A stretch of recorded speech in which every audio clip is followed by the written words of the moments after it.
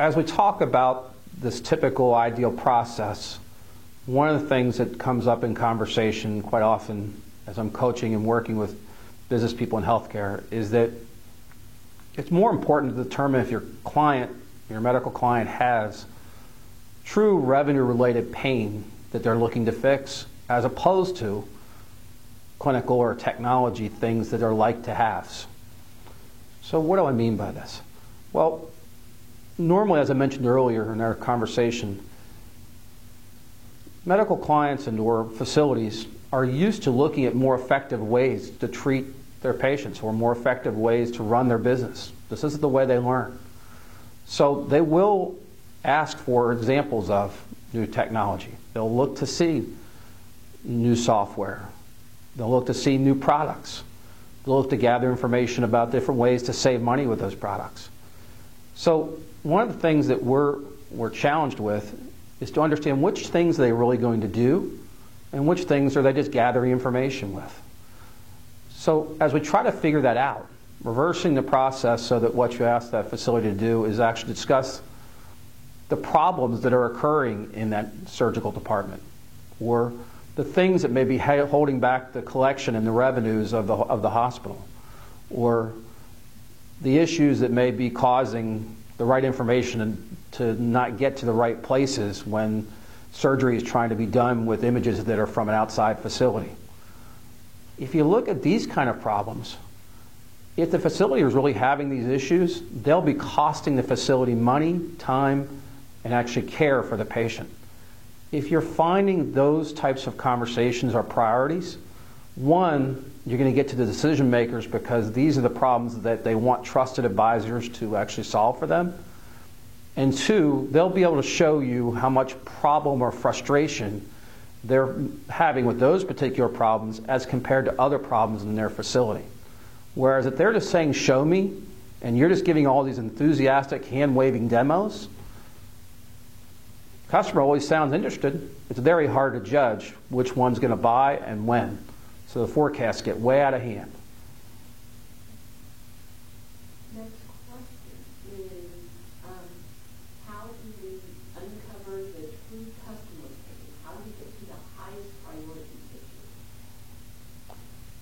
One of the common questions that we deal with in medical business coaching and concerns is clients are always asking me, how do they figure out, is their project on the top of the cycle to be bought by a hospital or by a practice, or is it the bottom of the rung? Is it something that's going to be 9 months down the road, or is it something that's going to be put off for 2 years? Or is their project the one that's really going to occur this quarter? And one of the things, as being a vice president of sales for a number of years and also working with the CEO to navigate the growth of healthcare companies, you'd see the same opportunities on the top of the CRM quarter after quarter after quarter because people couldn't measure whether or not their project was prioritized or not prioritized. So as we reverse the sales process to shorten the cycle by asking for these problems or issues that are really keeping the facility up at night, you're asking questions along the lines of like this. You're using this ANOT like I described earlier. I really appreciate the opportunity to discuss a variety of issues that are going on in your particular department. Naturally, there's probably 5 or 6 or 8 things that you've got on your plate to fix during the next year. And obviously, it's not something that you're going to take on even all those projects, and nor are you going to try and fix them all at one time. So typically, one of the things we help facilities with is actually to figure out which things are you really close to actually doing or not doing. And if you don't mind, what I'm going to do is ask you to kind of frame for us, what's more of a problem in your department right now? Are you more concerned about the issues related to the patients being slowed down as the images are moved from one part of the hospital to the next? Or is it really more of a problem that you're losing money because 2 systems or 2 pieces of software in your department aren't working well together? And so then you get them to basically put things into the top of what we call the pain funnel. And then we're going to ask them some questions about those pains. Usually we try to get 3 different pains and ask 3 different questions about each one of those problems. as you do that, by the time you come out of the funnel, you've actually asked questions like, tell me about this. What have you done to solve this so far? How long has you been working on trying to work through this problem? And is this something that you've been frustrated long enough with that you're actually willing to take action? And by the time you come out the bottom of the funnel with these 3 questions, you've now given the client the opportunity to show some emotion and expand upon which one of the things they're really going to fix and which things they really haven't taken any steps at all, or really are just beginning to think about. So you now have a measure of emotion you can work with to tell which things are priorities and which things aren't.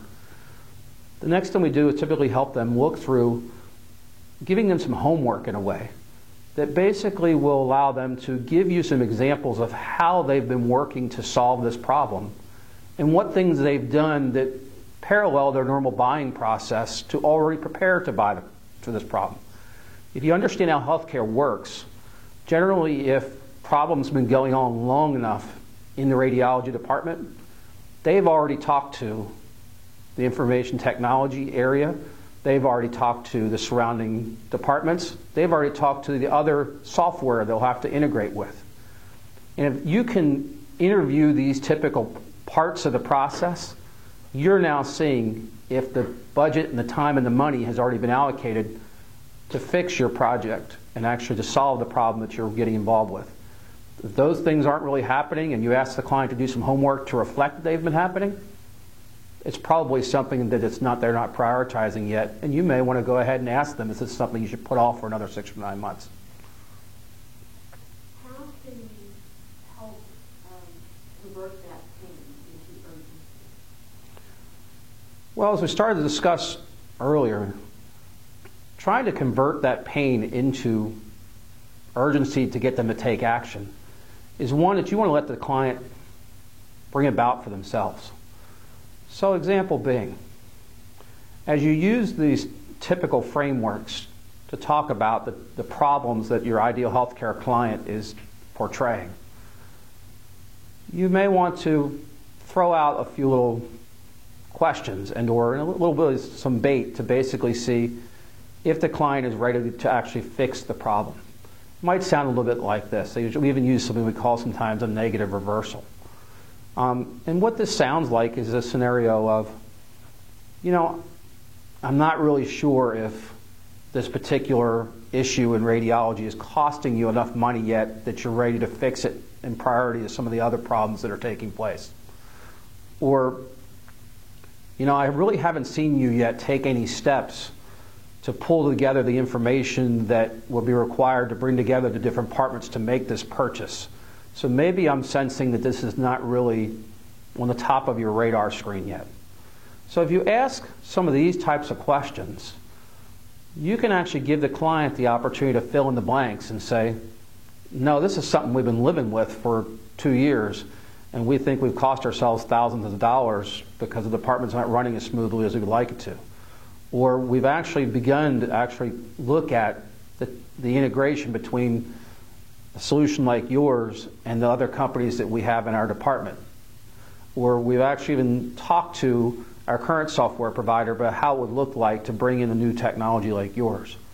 So asking certain questions that actually invite the client to tell you the homework that they've done and the steps they've taken will let them begin to create their own urgency.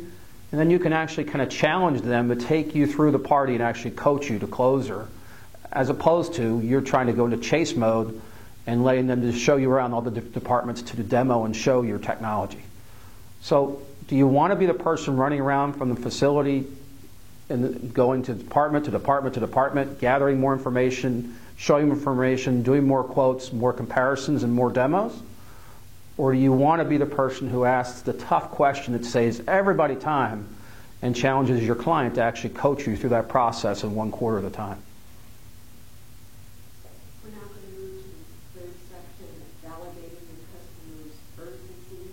And you just spoke a little bit about homework. I don't know if you want to go further in this. We can pull some of that info, but the next section was qualifying your customer with a committee homework assignment. So I'm thinking, what is a committee homework assignment? How do I know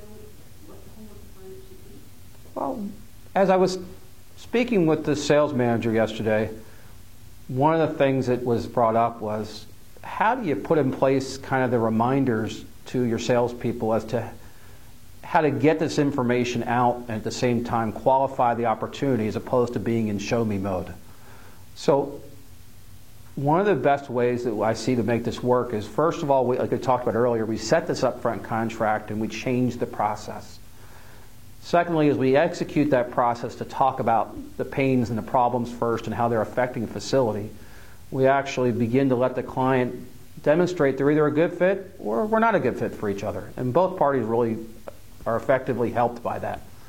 The third piece is, how do we actually get that piece of demonstrative evidence that there's really something going to be fixed or bought here and actually can be forecasted, which is the one that I hear most from CEOs of companies. Well, that little piece of homework that we talked about a little bit earlier is usually something that you've seen before in your ideal client's preparation to buy your product. Again, medical facilities and hospitals and doctors' practices are fraught with habit.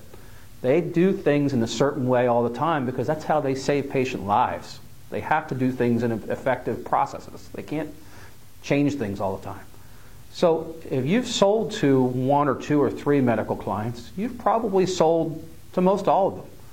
And what you need to do is recognize in your process the things that take place